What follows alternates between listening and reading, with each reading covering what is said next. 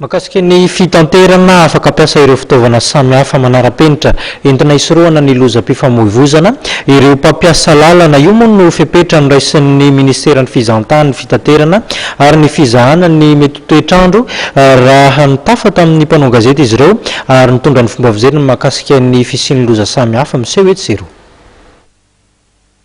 Asipanatsarana ny lalàna amin'ny feny fifamoivoizana eto Madagasikara araka ny nambarany ministeran'ny fizahantany ny fitaterana ary ny fizahana ny toetrandro. Tafiditra ao anatin'izay indrindra ny fisorohana ireo lozam-pifamoivoizana mety hitranga izay matetika hamoizana ain'olona vokatry ny fisotroana zava-pisotro mahamamo. Nisy arak'izany ny fampisehoana ireo karazana fitaovana manaraka ny farany amin'ny teknôlôjia ahafahana misoroka ny lozam-pifamoivoizana vokatry ny fahamamona ny arahana tamin'ny orinasa Okapi tetsy amin'ny birao ministera Etsy-Anosy. Fitaovana rehefa mampiaviny fa ny ataontsika teto zany dia zao hoe satria fo anaty didy aman-dalàna izy mba hialana amin'ny fanaovanaovana osoka isan-karazany satria zany raha ohatra zany hoe fa hoe tsy maintsy hanana écoloteste ohatra ny mpamisy iray dia mety ahitaka amintsika hivarovarotra hoe zay manana tony asa livraire dia mahazo azy ohatra zany hialana amin'izay zany a dia hoe tsy maintsy mandalo fankatoavana misy moa zany le hoe comité intersectoriel de sécurité routière zany karazana vondron'ireo le entité isan-karazany efa mivondrona hoe fa efa misy io zany no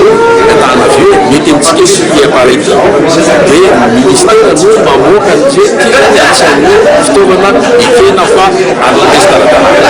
zay zany tena zavatra hoe tsisy hoe misy aloteste tsy ara-hoe tsy manara-penitra zany dia mampiasaina